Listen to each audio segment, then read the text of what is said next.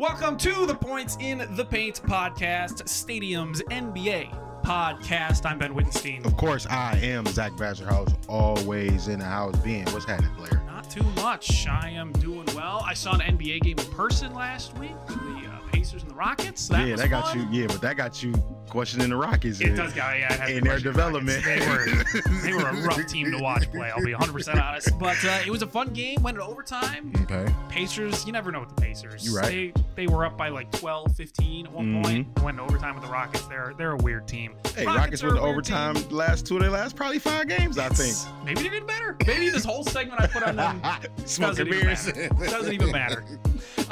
Again, you can find us 773-273-9088 is the number to give us a call. We'd love to hear from you, of course. You can find us anywhere. Yep, at Points Paint. Facebook, Instagram, Twitter, YouTube, you name it. We have it. TikTok. If you want to see some of these lovely faces on TikTok, we're going to be doing some TikToks. Oh, boy. At least I know I am. I don't know how my main man's over here is going to be doing. But we're going to drop us some TikToks and see if we can get some bets won. Let's hope. This March for the NBA. You know, I know we hard on that March Madness right now, but we got to try to sprinkle in a little bit of that. You know what that NBA. means? It just means less people are betting NBA, which means the lines are going to be a little bit easier. So maybe we get a little help. Yep. And live betting right now is the way to go, folks. If you are paying attention to the NBA right now, no lead is safe. I've watched the Cavs come back and be dogs at halftime and win the game. I've watched, the Houston Rockets. They go out and beat the Celtics. I live bet the Pacers at the game, and it won. -2.5. See? Finally hit. I think live betting is the way to go with the NBA, especially if a team is down a lot, and either A, they were favored, or B, you know they are a better team than what they've shown for a half or a quarter, whatever it is. No lead is safe in the NBA. Like you said, it's offense matters in the NBA, and offenses are always going to come back in this league, especially middle of the season. Teams have injuries. It fluctuates. Even in a game, it fluctuates. So I agree with that. Let's start one big thing. OBT. One big thing of the week. We have two one big things, plural. Yes. Let's start out east. The 76ers. Yes. The Philadelphia 76ers. The one of the best teams in the NBA, Philadelphia currently 76ers. Right now, yes, they are.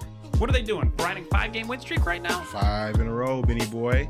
So what you think of that? You think, what does that say? Does that make them a contender right now? Are they one of the better teams in the whole NBA, or is it just an Eastern Conference thing? Like, how would you assess how they've done lately, the Philadelphia 76ers? I mean, if a team like the Bucks or the Celtics didn't exist, I think the 76ers are right up there with a contender, but they need to get past a team like the Bucks or the Celtics. And those two teams, they fight hard. 76ers earlier this month, they beat the Bucks. And that was a really fun game. It was like a 3-point game. I'm trying to bring it was 263 points were scored between both these teams, and Giannis scored 34 points. You had Brook with 26 points, and Embiid scored 31. So if we have a series with the Bucks and the 76ers, woo-hoo, get your popcorn it's gonna be ready. Fun. You already know what time it is. It's the Eastern Conference is going to grind each other out, but I do think the 76ers, with the way Embiid is playing, I mean, Harden's been MVP level. his. What you think? Yeah, he's showing kind of what he did last year at an MVP level. I'm not going to say MVP. Okay. I would love to see this. I'm not going to say MVP just yet. Okay. I'm not going to say MVP just yet. Now the Nuggets keep losing. I gotta tease. I'm not going to say it just yet. I'm not going to flip on my little doughy son. All right. Not just yet, but Embiid has been playing phenomenal basketball as of late. Yes, 7-3 they last team. And you mentioned Embiid. No, we don't like Buddy too much on this podcast, but I got to do it anyway. Show him a little love. I'm going to show him a little love because he's been playing better. James Harden, you're playing a little better, Ben. He's shooting with confidence now. He's getting to the line again. It's not a thing where he couldn't shoot free throws, but he just wasn't getting the calls the way that he was in seasons prior. And so I feel like now he's being more aggressive in a different way to get to the line and get his points and get his scoring. And he's obviously going to continue to get Embiid involved with the pick and roll and find Tyrese Maxey in the corner, or a Milton or a Melton in the corner, things of that nature. So he's distributing the ball well. I think they go as far as he takes them. Not Embiid, because I know what Embiid's going to bring if healthy and when healthy. But James Harden, if he can give you that 25 and not 19, 20 a night come postseason, we'll see where they're at when it comes to the Celtics and the Bucks, like you mentioned. Yeah, you need a Harden that's focused. You need a Harden that is going to be a scorer, because it's great that Embiid's going to go out and score 30 plus. Yeah, he's going to do that in the playoffs. He'll probably get 30 points. Go get 10 rebounds. He might do triple-double. Honestly, he could get a triple-double. I need him to go get 10 on a nightly basis. Yeah. If y'all tweeted on Sunday, okay, Jokic go out there and get 30 rebounds, 20 rebounds, bro. You can't go get 8 and be in MVP conversation. I mean, you can't go get 8 boards. If Embiid had the stats that Jokic has been putting up this season, the other stats with outside defense, of points, with Embiid's defense, which is better than Jokic's, he'd be MVP easily. Okay, but the stats aren't as near sexy as Nikola He's not Jokic putting is. up nightly triple doubles. Exactly. Yes. It also doesn't help that his team's not first in conference. You know, that doesn't help as well. Sitting third, yeah, it's a little rough. And the fact that the Celtics and the Bucks are just that much better than the 76ers, or at least have been recently, is huge. But now the 76ers 3.5 games out of the first place spot in the East. Don't take much. Why not take much? You know, they might be good. They might be starting to make some moves. The Bucks almost lost against the Kings last night, so that Eastern Conference now looks like it might at least the top. The top can flip a little around a little bit, because you got to remember, probably a month ago, Boston was probably the #1 seed. Now you got Milwaukee, who probably won 21 out of their last 23 games, something crazy like that. And you got that going for yourself. Anything can happen these last few weeks between 1, 2, and the 3 seed in the East, Ben. Let's look at the West, because there's a team in the West that you currently feel, listen, aren't getting the love they gotta deserve. get some love, man. Except for the beam. You People know love that the beam. light the beam, the Sacramento Kings, Ben. You know they won 40 games. They got 40 wins on the season, Ben, for the first time. Unbelievable. Since 2006. You know, how old were you in 2006? You know how old 11. you was? Exactly. I was 12 years old. Yeah. 12, 13 years Crazy. old. Last time the Kings had 40 wins and reached the playoffs. Have you seen that video, Ben, of the Summer League clip from when the Kings won their first Summer League game this past Summer League season? No. And the fans were walking out of there saying, we're going to get 40 wins this season. Well, guess what? They were 100% correct. They got 40 wins on the year. I think they're third in the West. It's a great time to be a Sacramento Kings fan, Ben. It's kind of wild how good they have been, and almost weirdly under the radar. People love to like the beam stuff earlier on in the season, and then, you know, came and went, as all the cycles in basketball does. But they're still winning. Still lighting the beam. They're still winning. Now they lost to the Bucks last night. Yes, they should have probably won that game, because they were leading majority of the way. And that's one of those games that I was referring to earlier in the show, being where the Bucks were plus 5.5 throughout that game, and was plus 180 to win the game. So they were dogs in the middle of the game, and still ended up winning. So like I said, live betting is where it's at. It is. It really is for the NBA. And I'm trying to figure out who's on this 2005, 2006 Kings roster. I just wanted to list off some guys. Chris Webber, Mike Bibby, Kevin Martin, Brad Miller. Look at that. But yeah, Peja Stojakovic was on that team in his 7th year. Sharif Abdul-Rahim. I mean, that Kevin Martin, Brad Miller, and Mike Bibby. That's quite a list. 44 wins for that 2005-2006 Kings team. But they've just been playing really good basketball this season. Fun basketball, too. It's not even just good. It's fun. Fast basketball, their pace of play, obviously with De'Aaron Fox and what he's able to do. But let me ask you this question. What are your playoff expectations for this team? Do they get out the first round? They have to clean it up defensively. Okay. They really have to clean it up defensively. Offensively, I never have a worry about them. They are one of the best offensive teams, and I was just looking up their stats. Like offensive rating, I think they're the top offensive rated team in the past 10 games in the NBA. So they're scoring at will, but they're not defending well at all. Well, you know, they gave us one of the highest scoring games in NBA history this past season, playing against the Clippers, getting 351 points. Yeah, so that's going to be something they need to clean up. They have to clean up the defense. They don't really have a defender they can really rely on. You know what? That's true. That's true. I will give you that. Whatever happened to Richard Holmes? I don't remember what happened to him. He was kind of there. That's a name. Quote unquote. I know that's a name. That's a name. I just randomly threw that one out there too. Richard, you know what I'm saying? I forgot what happened to him. I think he's still in the Kings, and just probably don't crack the rotation. They just, I think they need him to play a little bit more. Because what he is, he's what he's been able to do since he got over there. triple-double last night from what I remember. Like, he is a baller for Sacramento. He's embraced their culture over there, if they even have any. Like the beam is the new culture. Yeah, like the beam's the new culture. It's just play offense, and hopefully you score more than the other team because you're not going to stop anyone. So I think for the playoffs, the Kings need to play defense. That's really all it comes down to, is if they can play defense, their offense is good enough to take them to the finals. Quite honestly, they have the talent, they have the personnel. They just don't play a lick of defense, and that's the only reason that they lost games to teams like the Bucks, where they're giving up leads. They're going to lose teams to these high-powered offensive teams.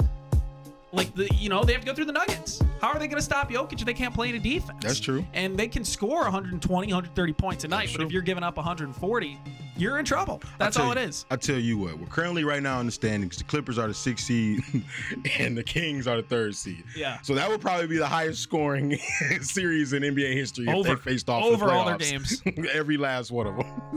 What is trending in the NBA this week, Zach? We got some things that are trending, but one that tops everything else. One in particular. It's a man that went out there and put a check on the line. Yes. Put a check on the line. That's Fred VanVleet. He went out there, and after a game, after being given a technical foul, he go out there and he just flat out gives it to a ref. Just flat out says he was terrible. Yep. It was bad, that poor performance, and they're interfering with the game, and how they don't, fans and people don't watch the games, or fans don't come to the games to see the referees. They come and see the product, which is the players. And so he had a lot to say, and I was happy. I don't know how you felt, but I was pleased. And I didn't like what Brian Windhorst, he got on TV talking about, we got to protect the refs, bro.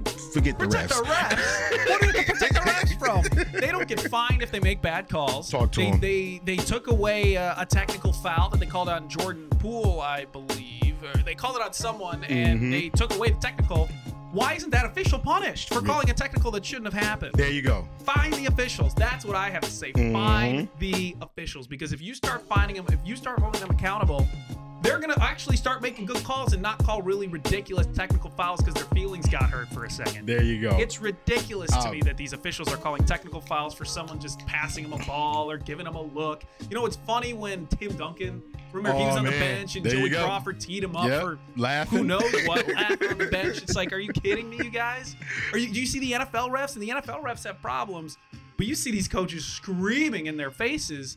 Nothing happens. Just ignore it. That's your job. Worry about the game. Don't worry about the attitude of the players or someone passing you the ball in the wrong way. You're laughing or saying something. Yeah. If it's egregious, then tee them up.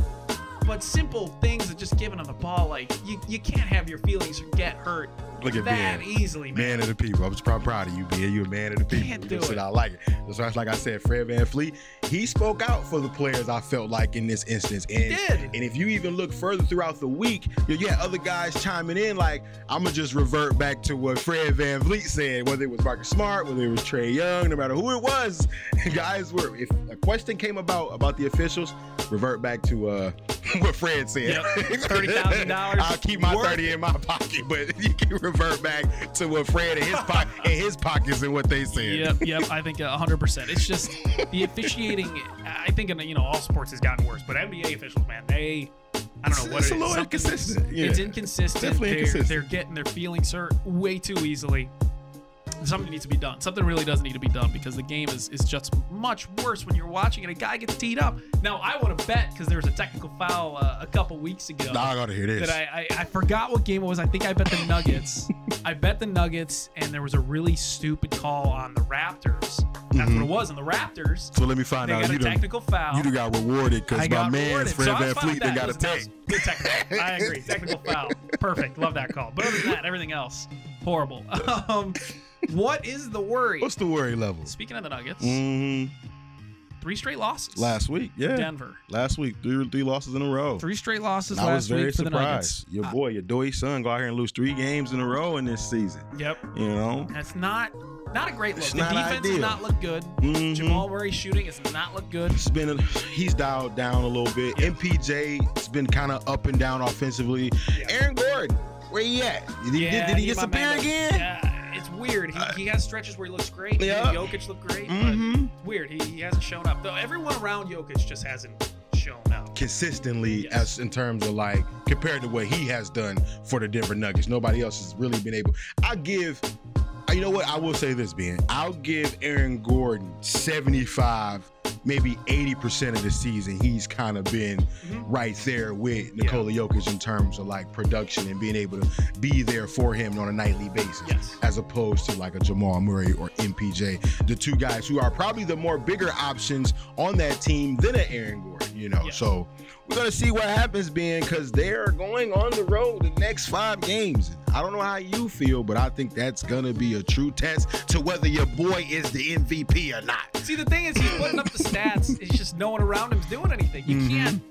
You can't have a really good season, or it's tough to win games. It's good to have individual stats, but it's tough to win games when the guy who's supposed to be your partner in crime, and Jamal Murray, can't hit a 3-pointer to save his life. Like, that is really, really tough. The guy that you rely on to be the number 2 is not showing up offensively. He's not really showing up defensively either.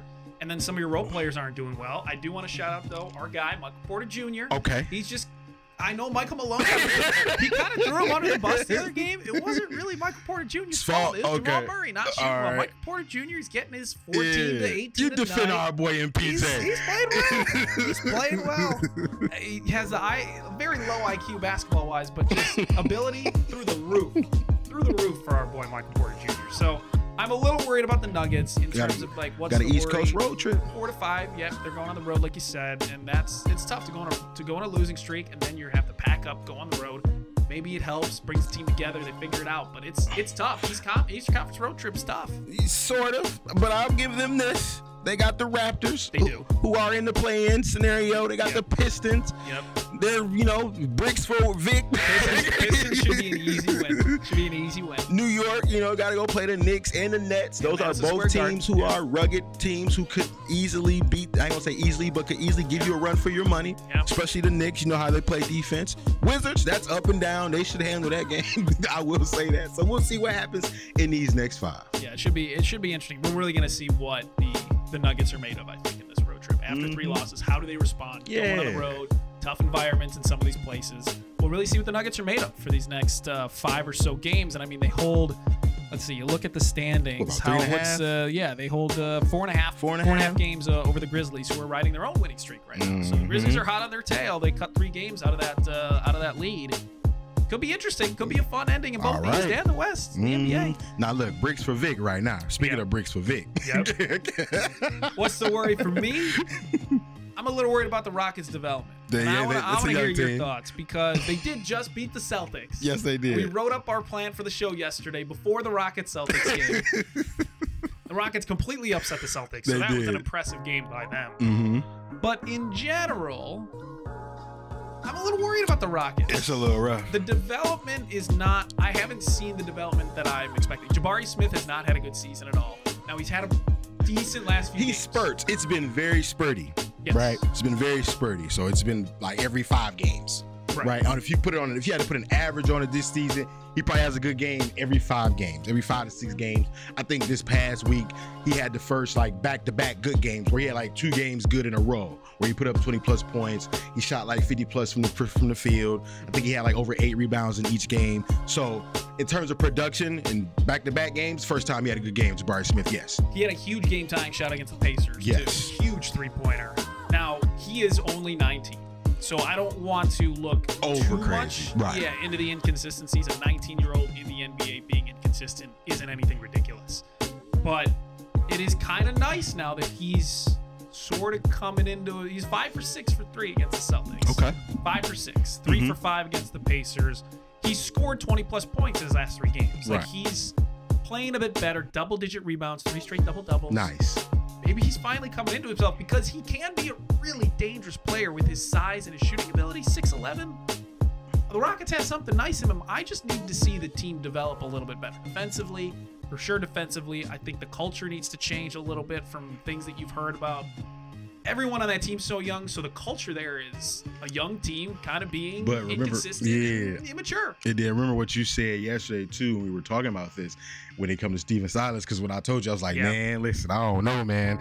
They might fire Steve. And he was like, it's just an unfortunate situation because, like you said, this is his first head coaching job, too, so you got a rookie coach with a team with like rookies and like year 3 at best, year 4 at best players. Yeah. You know, Segun, you got Jalen Green, Kevin Porter Jr. All 3 of those guys are under 25 and are probably your key pieces outside of Jabari coming in this season. Yes. Right. So like, it's a tough spot. It's a tough spot to be in. You need a veteran coach or some vets on the team in general. Yeah. And I think that's the biggest issue with NBA right now. There aren't enough vets on these teams. It's okay to have a Carmelo Anthony on your team. It's okay to have a J.R. Smith on your team. He's going to tell a guy like Ja Morant what not to do. You know what I mean? So it's things of that nature. It's things like that. Having vets on these teams are super important. Oklahoma City, a super young team. Memphis Grizzlies, just to name a few young teams out there, being. Yep. You need some vets out there. And Houston definitely is feeling it. They really Houston, are. we have a problem. All right, let's do new segment time. Yeah, what's the temp check? Yeah, I like temperature this. check. Little temperature check. Get our feelings, hot or cold, how we're feeling. What's the temperature? So, Zach, how are you feeling about the Knicks? What's the temperature check for the New York Knicks? They had 3 straight losses before winning. They've been playing up and down. They haven't had Jalen Brunson for a little bit. He's been a big part to that team. Big part. What's the temperature around the Knicks for you right now? What are you feeling? I'm feeling like the Knicks could at least make it to the second round if they have all their guys healthy. Okay. So that means a healthy Jalen Brunson. That means a healthy Julius Randle, Quickly, you know, all those guys. The guys, the supporting cast that Tibbs loves. So the Quentin Grimes of the world, Mitchell Robinsons of the world. You know, he puts the young buck in there every once in a while from Dayton. Obi Toppin. He puts him in the game every once in a while to give the crowd, you know, that extra boost, extra spur for to lift the team. And so I can see them maybe coming out the first round. It just depends on that matchup being, because right now they're 6. They played if they were to play the Philadelphia 76ers, who are 3rd in the East, that might be a little rough. Could they beat the Cavs if they were the 5th seed, however? Yes, I think they could. I think they could pull off an upset. Series, That'd be an upset, I think, too, because a lot of people are expecting the Cavs to be sneaky good come postseason. Yes, 100%. I agree with you there. I think there's some worries about how they do without Brunson. With Brunson, awesome. Fine. It's a good team. I mean, this is a team that plays up to its potential. It takes the pressure off Julius Randle, which I really like a lot. Yes, you do. And I think Julius is the guy that, if he's not the #1 guy, or the defense isn't mainly focused on him, or he gets a guy that allows him to operate better offensively, great player. Really good player in the NBA. But if he's the normal guy, Randall, that you have to rely on constantly, he's going to tire himself out. The defensive attention really bothers him. He's not going to play as well. So him and Brunson, I think, are a match made in heaven. Brunson needs to be healthy, and they both have to be healthy to operate really well. What about your boy RJ Barrett? How you feel about him being intertwined in the offense and the mesh of things defensively? I mean, he's come up bigger recently for the Knicks, which I think helps, especially without Brunson. Exactly. Defensively, he can be a big help at times. He's long, he's a big guy. But I think that it really does come down to Randle and Brunson, I think, is really what it comes down to for the Knicks. If those guys are operating well, Brunson getting his 3-point shots, and Randall's getting his space to maneuver at those mid-range and down low, that's a tough team to beat. It really is. You know who I don't even want to make playoffs? The Miami Heat. Oh, yeah. I don't even want them to make the playoffs. You don't even want them to make the playoffs. They don't deserve to make the playoffs. They don't deserve it. You look at that roster, it's just so meh. Yeah. What do you like? What's the word you use? It's so meh. Yeah. It's like meh. That's my temperature check. It's 50 degrees. 50 degrees and windy. Like, it's and in Miami, that's not okay to have that type of weather in Miami. 50 degrees is just meh. You're in a winter coat. Yeah, like they need to. Right, everybody got on hoodies and coats at 50 degrees in Miami for sure. It's school's out. It is. Cancel school. It's too windy, too cold. That's what it's like in Miami right now. Yeah. Like, it's you know, they've been good at some point. They've been average. Exactly. That's all it is. If they're an average basketball team, they're winning some games, they're losing some games. Good wins, bad losses. Wins, yeah. Like good wins, bad wins. It's a weird team, and I don't really know the solution, to be quite honest. I don't know if they have one right solution. It's weird, right? Every time I get on this podcast and criticize Bam Adebayo, he go out there and ball every time. It's like it never fails. Within the same week, being if I say anything bad about Bam Adebayo, he's gonna go out there and get 25 and 12, 2 blocks, 3 blocks. Like he had a game-winning block in the last game they played, and I was already prepared to talk about how they need to do better and be better offensively in particular. Like, but defensively he brings it. But he could be better against some of the better centers, some of the better big men in the league. Bam Adebayo, we know what Jimmy's gonna do. It's reaching that point of the year where Jimmy becomes playoff Jimmy. His hair looking crazy. He undoing it in the middle of the games. I don't know if you saw those photos, but he out here looking crazy. And so that's another reason. Then Kyle Lowry just finally got moved to the bench after being a starter for so long. There's just so many different small issues with Miami that it just makes it hard for them to like overcome and find themselves outside of the play-in as opposed to being currently in a play-in scenario. Yeah, it's a team I would not trust. I can't trust them at all, especially in clutch moments. You know, maybe Jimmy Butler comes up and he hits a game-winning shot or it's a game-tying shot, but sometimes he won't. And sometimes the team won't even be in a situation where they can hit a game-tying or game-winning shot. It's just very up and down. I think average is I think that's the perfect way to describe the Miami Heat at the moment. And you look at some of the stats that they have, and they're great at home, bad on the road. They knock off all the good stuff they do at home by going and playing really poorly on the road. Exactly. So they're 23rd in net rating over their last 10 games. They're just not very good, but they'll have stretches where they look good. It's just the most average team. Most average. I wish they were going to end just 42 and 40. They might end up 41 and 41. There's definitely a high possibility that happens.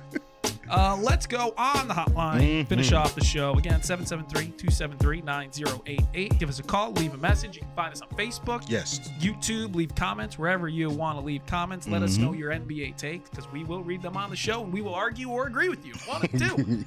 Jason Park, he says the Clippers are on a 3-game winning streak too, and that we're too quiet about it. You wanna know why we quiet? Go Clippers, I guess. No, I wouldn't know why we quiet because it's all smoke and mirrors. It's all smoke. The Clippers winning's all smoke and mirrors. I'm only saying that because listen, I've seen too many graphics being. Okay. Too many. And I didn't even make one because I don't even want to do my man's Russ like that. Okay. But I done seen too many being. Yeah. Too many graphics, folks.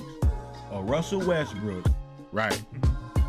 And this losing record he got since leaving LA and versus leaving the Lakers versus the Clippers. So since Russell Westbrook has left the Lakers, they have a winning record.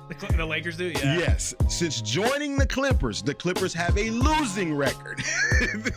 So it's like when you see things of that nature, well, okay, yeah, the Clippers won 3 in a row, but they also are probably like 3 and 5 since they acquired Russell Westbrook. And that's not a good thing considering everything that went around that pickup. You know, Paul George, what did he say? We got to have Russ. So he's going to be our guy, floor general, this, that, and the third. Like, I don't get it. I really don't. But see, we're probably on 2 different wavelengths in terms of like what we don't get. What is it that you don't understand? I don't understand why a player wants him at this point.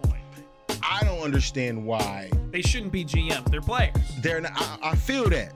My biggest thing is Russell. What happened to Russell, man? I think just age. I think he's just older. He's not as explosive. Okay. He never really particularly was a good shooter. That's fine. So that's not something he's really got but he could worse at. But do you remember Russell being able to knock down that 17-footer with no hesitation, no problem, or anything of that nature? He would come down, get to that spot around the elbow area, and make that shot like it was money, no issue. Yeah. Now. Yeah, he's a little less. I think the thing is he's less fast. He's slower. But you think slower? I think confidence plays a little role in this. It has to, and it has to be mental too. I think mentally, it has to be something. Yeah, I think I think definitely it's a mental thing. But I think too, as we see with LeBron, as we see with a lot of these players that age gracefully, they come to accept a different role as they grow older because they know their abilities change. I think, we're seeing it a little bit with James Harden, and, I hate to compliment James Harden, but anything, right? The assist numbers through the roof. Yes. Last couple seasons, because he's a guy who I think understands he's not going to be able to be the high volume scorer as consistently as he was as he gets older. With Russ, I think he still wants to be the player he was at 26. And his body just isn't able to do that and respond to that. He's just gotten worse over time, as most players do. As you get older, you just get worse. And so he hasn't changed his game, I think, enough to become a different player. He can utilize the things that he's still good at And I don't think he wants to. I think he wants to be the same player. He wants to be the explosive guy who can dunk on anyone or run out anyone on the court. He just can't do it anymore. And I don't know if he's fully accepted that, which is the mental part too. Yeah, I think that's the biggest part too, the mental aspect of like, bro, you've known to be the man your whole life. And this just goes back to the Carmelo Anthony situation where it was just like, you are the guy, the number one guy. And I look at Russ. Russ was the guy. He just won MVP not too long ago. Within the last 5-6 years, he was just an MVP winner. Triple-doubles every night. Triple-double every night. And then you just fast forward, ever since that season in particular. Yes. 5 different teams. The contract, the money, like everybody's just pushing the money off their books. They don't want to they don't want that on their books anymore. I want to be a part of that. And I think it's just it's probably taken a mental toll on him where his game just hasn't responded the way that we would like to. So the Clippers, they've won 3 in a row, but let's pump the brakes because there's been a lot of, negativity surrounding Westbrook. JT from Norfolk says if the Nuggets keep losing or don't finish first in the West, they are going to give Embiid the MVP. JT, that's for your boy. I think I agree with you, JT, from Norfolk, you know what I'm saying? But your boy over here, I don't know. He might still roll with the Doe's son. If the Nuggets lose the lead in first place, but Jokic is still getting triple-doubles every night, I think they still give it to Jokic. That's fair. But if they lose first place, because they've had quite the lead in first, and if they're going to lose the lead to the Grizzlies without Ja, now that's an issue. That is an issue. And I think if the 76ers keep growing like they are, 5, 6, 7, 8 game winning streak, Embiid's going to start getting some MVP talk for sure. And the 76ers get to the second spot. Maybe they get to the first spot in the East. First spot, I don't know if they could be able to really reach. No. Second spot, I think it's ideal. If they do Embiid MVP, if the 76ers finish the season first in the East, they don't do it without Embiid, probably. Give Embiid the MVP. Now, y'all heard that, right? You heard what he said. Now, listen, JT, you heard what he said. Now, that's a lot of variables for sure in this equation. Yeah, the Nuggets need to completely collapse and the 76ers go up. Just a sin, just completely a sin in these next 3 to 4 weeks, for sure. Now, that's a lot to ask for in a short amount of time. That requires a lot of bad games from Nikola Jokic. Embiid should get MVP then, because it's a lot. That's a big thing to happen. Oof. But there's a lot of ground, I think, between Jokic and Embiid. It's all fun and games until we look next week at Denver and rolled an 8-game losing streak, and my man sitting out there in Philly that did the complete opposite. It's only one way we gonna find out. That's to continue listening to the Points of the Pay podcast as we conclude this edition of the Points of the Pay podcast. We appreciate JT and we appreciate Jason for the messages. We appreciate it. Make sure you do that on Facebook, on Twitter, wherever you get your social handles. Just respond to us at Points Pain and we'll take care of you. That's how we do, YouTube, Instagram. It doesn't make a difference. 773-273-9088. You can leave us a voicemail. You can even call us or text us. You know what I'm saying? We'll definitely respond and make sure we'll get that on the show for you. And you know what? This was Zach. That was my main man's Ben Wittgenstein. That concludes this edition of the Points in the Pain podcast. We appreciate you for listening, for watching, and you will see us, hear from us next week.